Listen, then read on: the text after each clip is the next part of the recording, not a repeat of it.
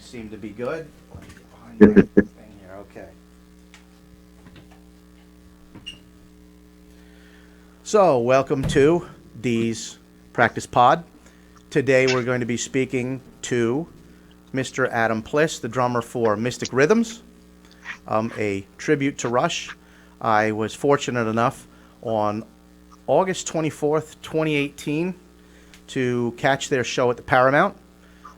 Fantastic show.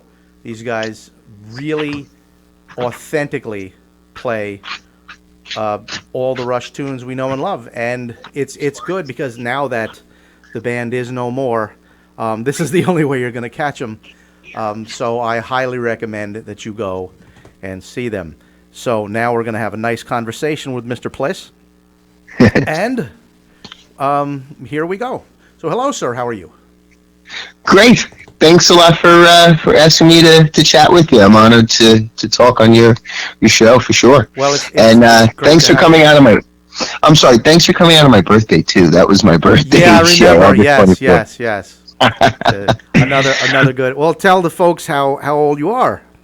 I'm 51. I'm going to be 52 this coming year, August 24th, 2019. That's great. Yeah.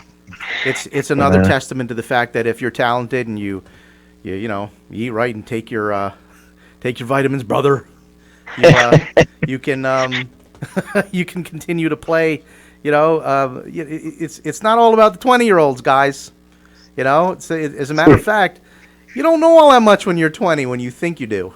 Right. So it's a good thing to have guys with more experience playing and taking up the mantle too of music that's as important as Rush is. Oh man, so material's tough material. Yeah. Okay, well let's get into a few questions. I have a few prepared ones, and then I usually like this to be a little bit of a more organic conversation, but right. I do want to have a few that we touch these points. Where are you from? I live in Old Bridge, New Jersey. It's like central New Jersey. Okay. What gave you the bug to first start playing?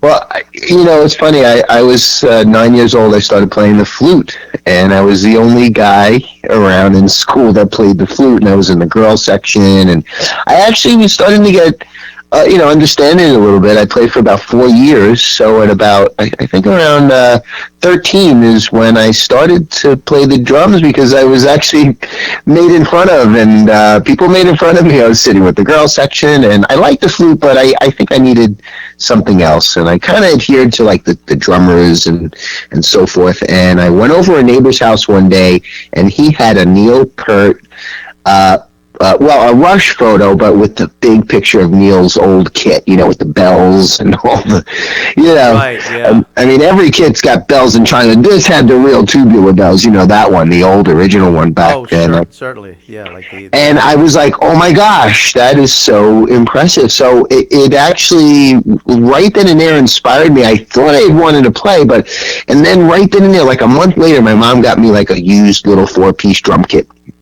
And I had beat-up cymbals and stuff, and I was just playing whatever I could on the radio. I surely couldn't play any of the Rush thing. I was fascinated. But Xanadu, by the way, is the first Rush song I ever heard. Is it? Okay. And I was blown away, like how long it was, and just the composition. I did it. Yeah.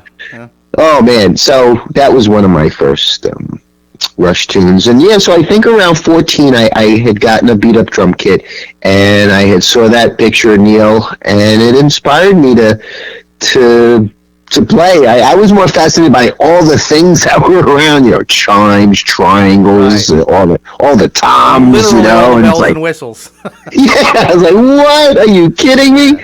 So I would go from the flute, playing like a little, I got my little and then so that was kind of the start, right around like 14. So I had basic like 4 years just experience like with the flute and stuff, and that was it. And well, it did give you a good musical base.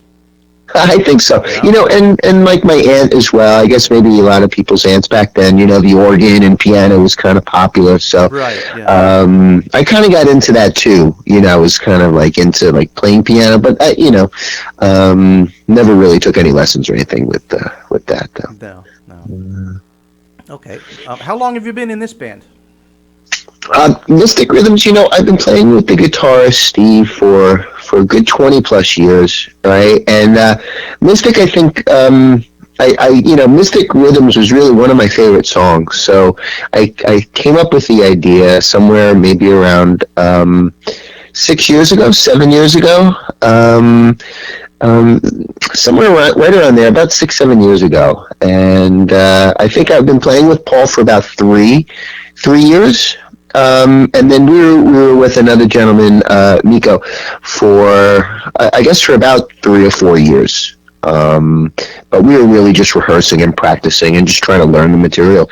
The stuff is so hard, and they also wanted to add the older material, and I kind of only knew like from Grace Under Pressure on. I learned a couple songs from Moving Pictures, but I really only learned like the newer material from like Power Windows or Great, you know, Grace Under Pressure, I guess, and then Power Windows. And coming into Miko and then Paul, they helped and kind of helped me learn the old material, like the first 6, 7 albums, I guess. So Right. that stuff is hard. Wow. Yeah. You know, Yeah, so that fractured them pretty much. By the time they finished Hemispheres, they said, Incredible. "Wow, yeah, let's simmer down a little bit." Oh boy. Like La Villa, it took. They were trying to do it in one take, and they finally had to acquiesce to doing at least two. They did the bed track separately because, well, it changes time signatures a lot. You know, it's not anything you could do a click track to. It had to be played live to some extent because it's insane. Yeah. It's insane, and it's long. 6, 7 minutes. That song. Yeah, you know, it's interesting. You know, because I really wasn't a very good drummer for really many years. Or at least up to at least par. I mean, I got kicked out of my first couple bands, at least trying, because I suck so bad. Excuse my French. I wasn't very good. But you know, what was neat, I thought in the early '80s, right? I had electronic drums. I got into them right away, so I can put on my headphones and I could tap away. No one will really hear me play, Right. and so I really got to appreciate it. I know Rush, you know, the fans kind of separated from once Grace Under Pressure or Power Windows came out, and I actually embraced that because I really love the electronic and the electronic effects. Like you can add an acoustic tom with an electronic floor tom and create, you know, the sounds you kind of hear today. You know, when he adds that bottom effect. Sure. But I know a lot of people didn't take highly to that, and I learned all the electronic stuff, Power Windows, Grace Under Pressure, and I loved all that stuff. And but yeah, I have to say, once they made me learn the first 5, 6, 7 albums, holy cow! I really appreciated how Neil's drumming went from one era to the next, and you know, with over 40 years and Yeah. Well, it was really incredible. But I got to embrace the electronic side first. But now I really appreciate all the acoustic, old, original stuff. Wow. that's honestly, most of that is my favorite stuff of theirs. Yeah. You know? I found most people. Appreciate, and I do love the new stuff too. My first song that I ever heard was Subdivisions. Oh, nice. Okay, You know? so there was some electronics right away, a little keyboard in there. Right. And Well, the thing is, it's not like so much that. See, I kind of really like the fact that I can get, you know, hit a tom and get different sounds. So I like that technical perspective from drumming.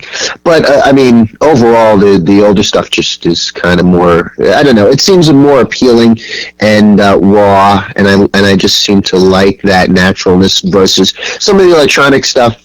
A lot of people I know don't like certain things, and you know, I always like the '80s, '90s era. I thought it was Alex, cool, for but example, yeah.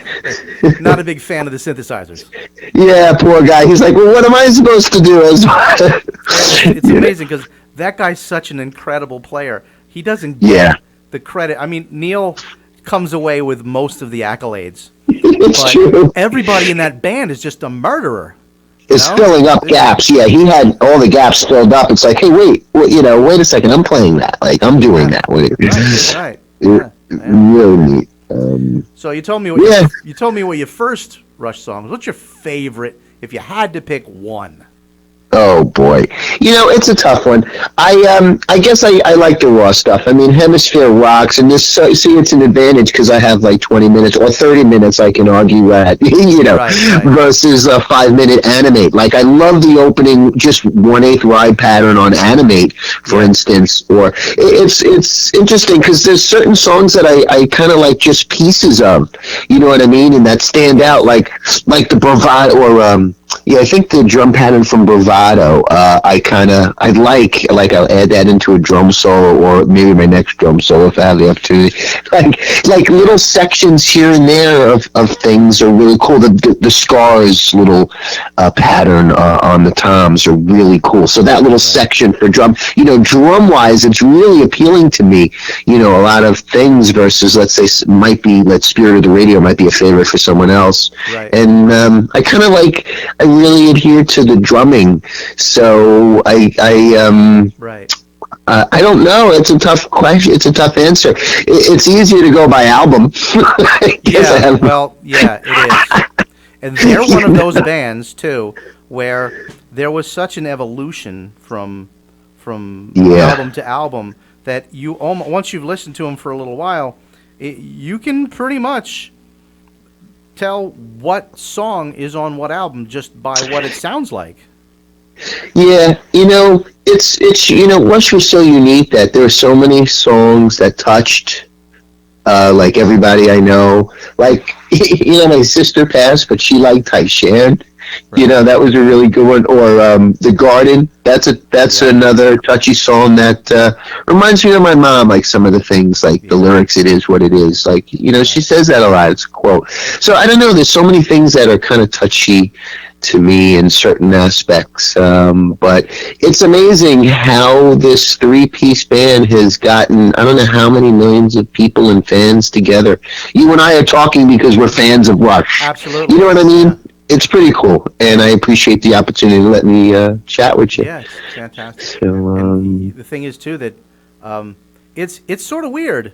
There's a bunch of the bands that I like happen to be 3 pieces, and it's something that you would think of pretty rare. The Police is a 3-piece band. They're a 3-piece band. I do believe, to some extent, at least in certain portions of their career, Primus was a 3-person band. Gotcha. I dig them. They're great. Yeah. Nobody filled that the sonic thing up like Rush did with like 3 guys. Amazing. So. It really is, and it's really, really exciting. I have to tell you, as a drummer, it's so cool that I'm able to, like at the Paramount, the 3 shows I was able to play there, I was able to see so many people playing with me, air drumming with the parts, and that is so much fun. I want you to know, it is so cool to look out and see everybody join. So first off, because I know that I'm... drummer. Right, but the thing is, like, I know that at least I'm able to play the parts at least somewhat correctly, as maybe best as Neil would. Hopefully he would, appreciate, trying to simulate the stuff. But, it's cool that the audience is able to, like, I know I'm doing the right thing when I see people moving their feet or tapping their foot or playing the air drums, like, that you're doing okay. Well, with his parts, they were such a big part of the song. And just to know that you have to play that verbatim, as opposed to, when you're just playing just some straight out rock and roll tunes, you can sort of put your own thumbprint on it.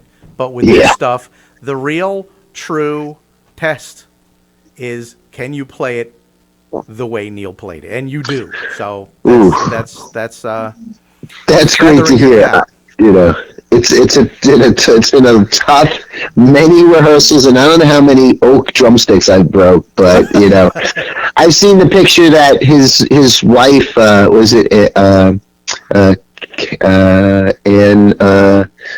what's her name? She's the photographer. Right. that the picture of Neil's hands Two all 50-year-old beat up. guys talking now. There are things that we do forget, and that's one of them. I Yeah. forgot too. His current wife now, photographer, and I forgot the name. I'm sorry. She, took a great picture of his hands with blisters and all the Oh, broken geez. sticks. You know what I mean? Yeah. And I spent months, not. Just rehearsing to play the 2-3 hours, however long the show is, Right. and it's a major workout. So to have Neil, someone's been doing this. I don't know how many Yeah. times a year since the Yeah. 70s. Yeah. Believe me, we understand why you'd want to retire. You have to Yeah, eventually say no mas, yeah. And he But didn't. He didn't want to scale it back. I mean, what is he going to do? He's gonna Buddy Rich it and play like a little 4-5 piece. That's just not. I mean, that's just would not.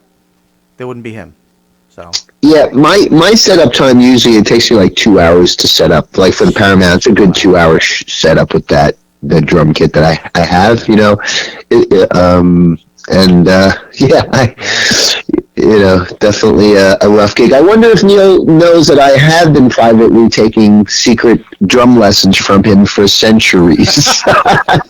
Because that's, at least for me, is the only way that I mean, I just have watched and observed, and I try to be at him and emulate, Rush or Neil's parts out there. But it's I have videos and I have the audios that I can work with to listen over and over and attempt to play. So I'm glad I'm able to try to come across in a positive way with playing the stuff. It's really, really hard stuff. You certainly do, and also it's not the only. I mean, as good as your playing is, it's not the only aspect that is very Rush-like.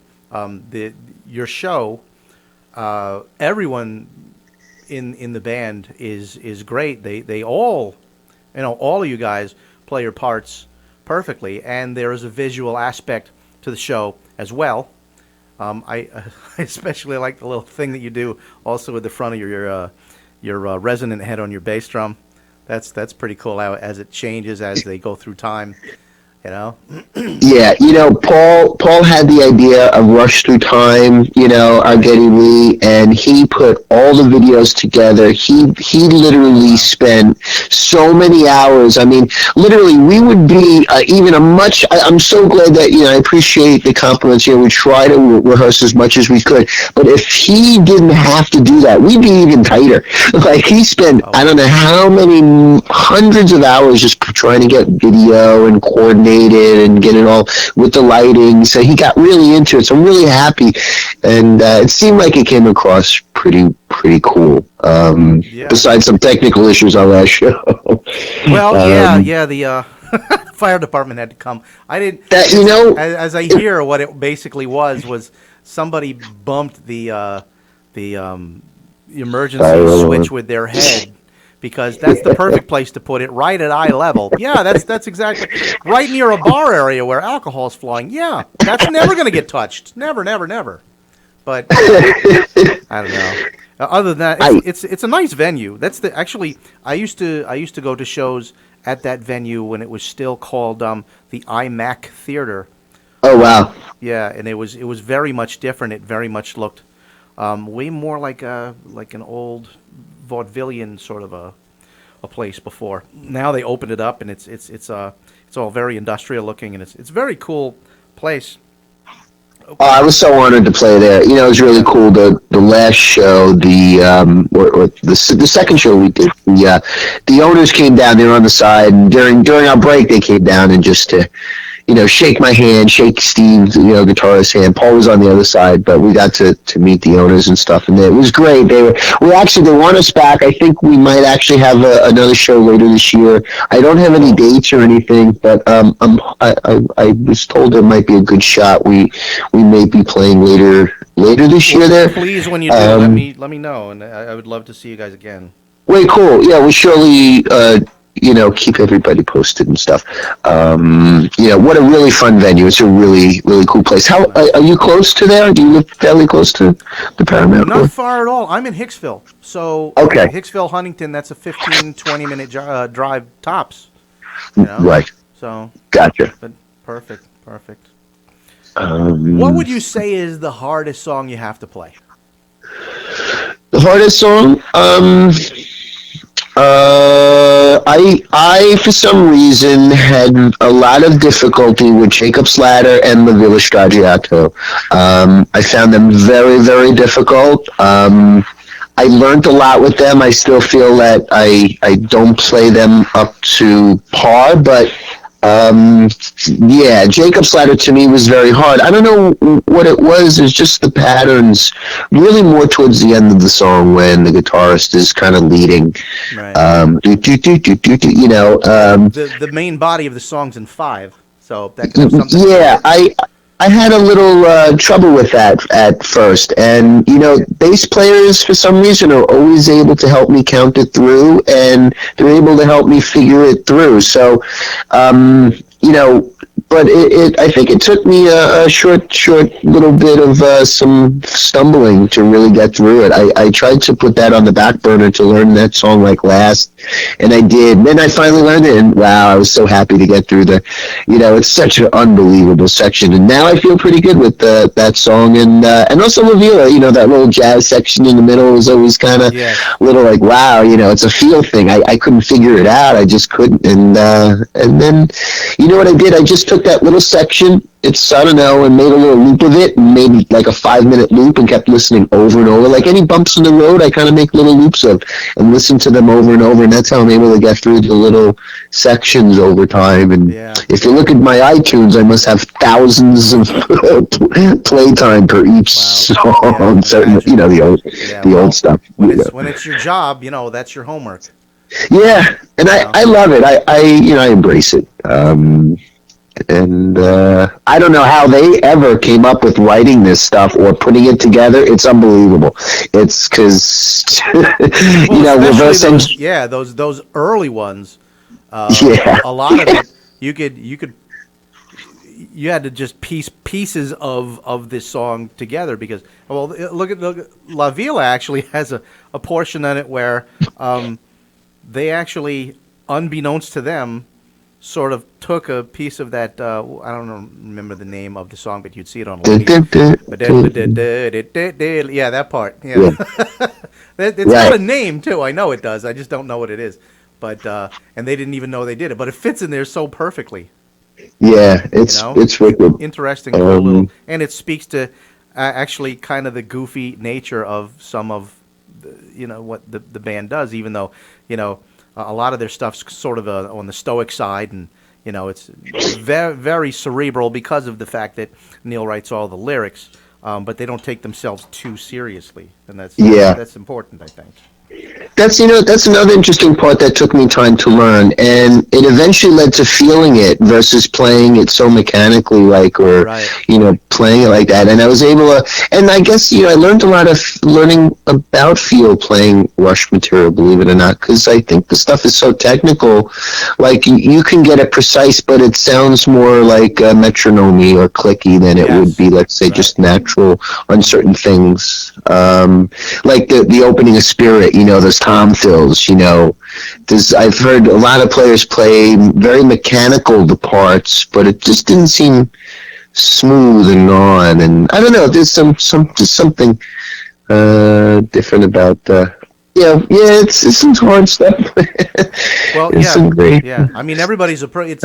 It's such tough material that everyone's approach. You can tell how they learn things by how they approach trying to play his parts, and some of these guys will just basically attack it as if it was like even classical music. You hear a lot of like young kids that are like really really good players, but it lacks the feel because they're technically good players, but they're playing and they're not feeling it. And that is the element that can't be missing. It has to be there. So Definitely, definitely. Um, hmm. let's see. What is there a song you just don't like to play?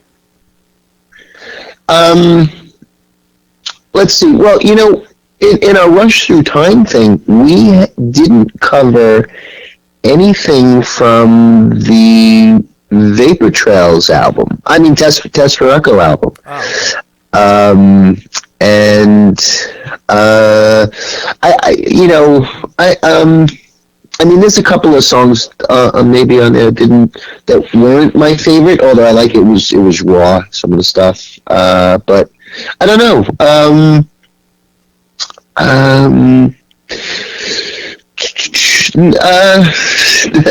no, not really. I don't. That really is a testament to how good the material is when That's a tough you want question, to and play there's a all of lot them. of songs. Yeah, and There's tons of them I could choose. I just don't. so I much. mean, if anything, I have to say that there might be a chorus or a verse that I may have not taken to as much as maybe some of the other parts of a song. Right. Like Available Light, like I like the opening section of it. I like the piano little parts, but when the wind can carry, like certain parts when it goes into that, I Yeah. didn't fully favor maybe the direction they were gone in. And some of the stuff I wonder if they were even sure of the direction they were wondering where they were going, maybe with Test for Echo, or I don't know. Yeah, it really did start to get very, very electronic-y. I wonder if they were, trying to test different avenues and stuff. I love all the African djembe and African style stuff that was added in the electronics, like Scars. That's a good example of combining African drum patterns. Yes, some of the stuff maybe on Hold Your Fire. But actually, I liked all of Hold Your Fire. Maybe a song or two from Test for Echo. I like Vapor Trails. I don't know. That's a tough one. Great question. I don't have a good answer for you. They're just so fascinating to me, and the material is so complex. Like, you just have to at least appreciate what they did and how they did it just to get through some of the songs. 20-minute material songs, 10-minute songs is just wow, man. Very, very rare. How often do you guys switch the setup? That's a great one. I personally wanted to adhere to like a basic Rush Through Time thing, so we can perfect each set and each song and make it flow as well. Well, And plus if Paul you have was, the visual aspect, you got to move all that stuff too. If you move the songs around. that's the other thing. But Paul, each time we played the Paramount, that's the last three shows, we actually had a different set each time we played. We changed 7, 8, 9 songs throughout that we did. We played Mystic Rhythms the first time we were there. We didn't play it the second time or the third time, I don't think. Or I think we were gonna. I don't remember, but I think we only played it once. What was the other one? Far Cry. We didn't play the second show. Paul really liked to switch it around, and it actually became pretty complex. And I think there were more technical errors that we ran into by doing that, maybe. But great learning tool and really just a great experience doing it. But we did change a lot actually from each, just like the last three shows anyway. At the Paramount. And that is a great place to play. Yeah. The audience is Long Island's great, man. Definitely such a great crowd too. It's just so positive and great vibe. Were you at the second show? I think that was the most I think we had the opportunity to have there. I was at the one where the fire department came. So whichever one. The last one, August. Okay. The last one. Yeah. Okay. Yeah. Where everyone stood up and sang me happy birthday. That was way cool. That was great. That was awesome. That was awesome. That's fun. And I felt bad for anyone who happened to leave early because they thought it may have been over or may have been upset that the fire alarm went off and stuff. So hopefully, if we have a chance to play there later this year, we can make better and good than on the last show. Well, you definitely gave people their money's worth. I mean, it was the show up to that point was already had to be at least an hour and a half at that point. right? Maybe closer to 2. Yeah. Yeah, I think we went through at least the first half, right? Maybe Yeah, going into maybe set 2/3 three. wave. Yeah. Yeah, Yep. set three, I Yeah. think things went out. Yeah. Yeah. Yeah.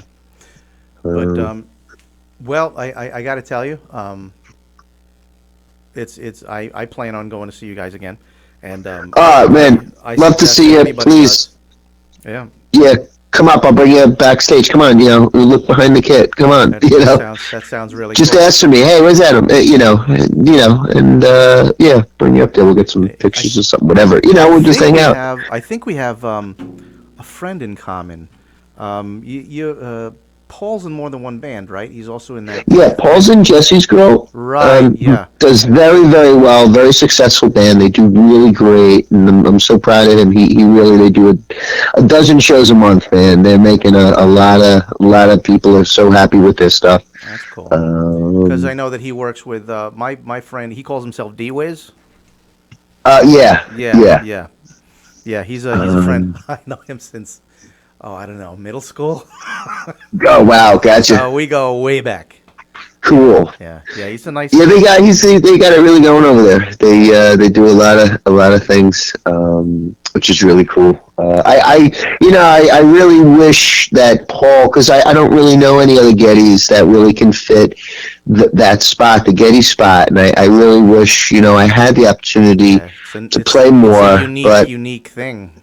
Yeah, for me, I just, really just want to continue playing with, and continue as many shows as we can every year. But he's so busy with that as, it's really his livelihood. Jesse's Girl, Right. he's he's their musical director since the start.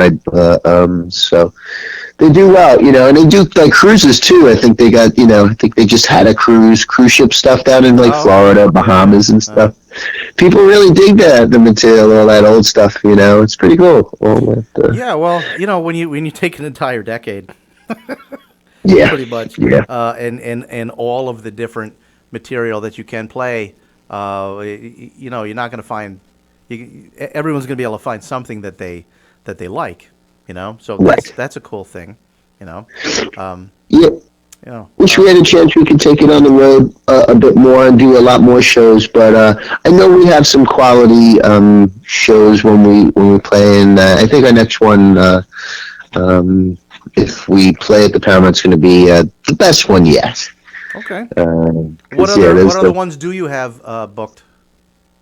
Right now, nothing. I actually I'm doing some private stuff with some other projects and stuff on the side. You want to tell us about that? What's that? You have different bands you're talking about, or? Yeah, I have another some side things that I'm just kind of working on, just privately and stuff. But Okay, nothing you want to share with us just yet, or? Yeah, no, nothing really to talk about as of today. But I know that as of right now, I do think we have one. The Paramount does want us back, and I think we're going to try to make the next show. You more than filled it, so I don't know why they wouldn't bring it back. So no. It's funny because it's kind of like a 500. Like we got to get like 500 people in there, basically, and I'm so happy that the 3 times we played, we passed that number, which is great. So that's truly an honor, and it's a testament to all the Rush fanatics, because you got to be a big fan, and I'm glad we can come across where people know that, hey, these guys are good, check them out. So we really do. When we rehearse, man, we spent hours in there just kind of doing a set. So it's a lot of really dedication and practice. And again, Steve and I have been doing this for 20 years, and I know Paul, he's had another Rush project on the side. When I met him, he was doing his band, Jacob's Ladder. Right. It's so even though he was the new guy, you didn't have to kind of break him into the material, at least that way. Nah, he was set. He's a great musician as well. Again, something about bass players that are actually able to help me, a drummer, with my drum parts, which is really so appreciative. Geddy Lee's he's a killer. So I can't figure it out all the time, and sometimes I need an out person perspective, another person's perspective to right, say, of hey, course, of course. this might be a better way to do this, fill or count, feel it, Right. such and such. So it helps, but yeah, trying Neil Peart's drum stuff. It's surely been so great and so much fun. It's everything I'm learning every time I play. It brings me to consecutively and always. I recommend daily doing rudiments. If you have a drum pad, leave it in front of you. If you Right. watch TV, you Yep. can do drum rudiments while you watch TV. Yep. And to me, that's the only way I can get through 3 hours of playing Rush. Right. Yeah. So if you're not in physical shape, and physically like rudiment, musical shape, and just, physically as well, Yep. that lactate acid is going to burn your wrist right off. And Tom Sawyer, for instance, as an example. Oh, absolutely, absolutely. Yeah. You know, Crazy. just a minute of that should, if you haven't really rehearsed or practiced your parts appropriately, you're not going to get through that song. Absolutely not. And that's the and the truth is nothing better than on the job experience. So Oh, sure, most people sure. they work 8 hours a day. They don't have a chance to do rudiments like me. I can't do it. But when I come home, if I'm sitting down and resting, I can move my wrists. I put my pad on my lap. And I leave it there, and I just It's all play. about budgeting time. That's what I try to tell my students too. And Right. The whole. I think we talked about this the first time, but I should tell everyone that this is our second go round. We did this conversation once before, but we had a technical problem, and it was a lovely conversation with myself. Is what actually wound up on the CD, and I do like the sound of my own voice, but not that much. That's funny. Very funny. But yeah, I try to tell my students to say, listen, if he said, well, I don't have any time to practice. I say, well, do you watch TV? He says, yeah. What do you watch? Oh, I don't know, maybe Rick and Morty, like maybe a sitcom or something like that. I said, well, how long is that? He says, it's a half an hour. I said, no, it isn't. Yeah. It's 22 minutes. The other 8 minutes is commercials. If you watch 3 shows, and who watches? Everybody watches at least an hour and a half of television. Even if you're only kind of watching it, it's still on, right? Right. Just during the commercials. Don't put the clicker down and pick up the sticks instead. And if you watch 3 shows, you got 24 minutes of practice in time you didn't have to look for. It was just there. Right. It was just there. Yeah. And the other thing is, I have to admit, when I think of something as work, it's really hard to really spend time with it. You're involved with something else. Because, as drummers, we can do things with our feet and hands simultaneously. So we kind of have each limb can kind of do their own thing. But if you can pay attention, watch TV, your limbs, your muscle memory can take over and just do your rudiments for the short time or the long time you watch. And then... and as a matter of fact, it's probably better if you're not thinking about it too much and just letting it sort of naturally work its way into your DNA, because then it'll be way smoother. So. It helps me because I always do it. I have I got a nice 12-inch pad, and I just sit there and play. And that's when I could. Oh, and the other thing, I use I have these. I don't know what size they are. I have to admit, but they are super thick, like marching band. They're very, very thick. Like a field stick, yeah. Yeah, like I use them, and then I use usually 5A. 5A Japanese oak is the size that I typically use. They're actually small compared to. So when I use these for a while, and then I switch to those little ones, and they're it's like waiting to bat. Yeah, that's how it is for me anyway. It seems to help me. Right. So I like to have a couple of pair of sticks, the pair that I use live, and then the pair that I kind of practice the heavy duty one. If that makes any sense, of course. I know that there's a lot of drummers have different methods. I thought that's a kind of a fun method for me. Absolutely. Seems to work for me with the rudiments. But that's the one thing Neil Peart is amazing at, is as technical as their music is, he is like a master at playing the basics: double stroke rolls, single diddles, double diddles. Like all scores is pretty much paradiddles, like that. Different diddles over one another, like just rolling. Like it's just incredible. They're just simple. Like I like the double stroke. what's the song? Driven. There's double stroke roll crescendos in that song. Right, It's yeah. pretty awesome, actually. That's actually a hard part of that song. Besides the timing, that's Right, a because little. yeah, when you're dealing with dynamic, yeah, Yeah, yeah. exactly. And he did that. I think he played that traditional grip that was off of Test for Echo. Right, because That one, it's I after think he so. did the Burnin' for Buddy thing, and then Yeah, right. With yeah, studying with Freddie Gruber, and traditionally, yeah. that's wow. So Um, and hey, I had the chance to go to Rush Camp. I played Rush Camp shortly after the last Paramount show as well, and that was you really told me you fun. were going to do that. Yeah, it was good. Um, that was great. It was, we happened to play on a Sunday where everybody was already packed up and left for the weekend. It Oh was a boy. Friday, Saturday, and Sunday. Everyone left in the morning, and but the fans that stuck around was really great, and they actually made a promo video that they put us in, which is really great for the Oh, Rush Camp 2019. oh, cool. Yeah, if you haven't seen it, it's a really nice promo. A lot of fans are going to be heading there this year, and they raise good money too for a charity, the charity that they have. That's cool. So yeah, it was neat. That's Need great. to make That's friends, great. Rush fans, a lot of Rush fans. Well, that's terrific. All right. But Well, how go your ahead. students are they're working hard though. They're really they're diddling away Yes, and yes, yes, they are. As a matter of fact, I got another one. I got another one coming in about 1 minute. So, exciting. wait, I think we'll put a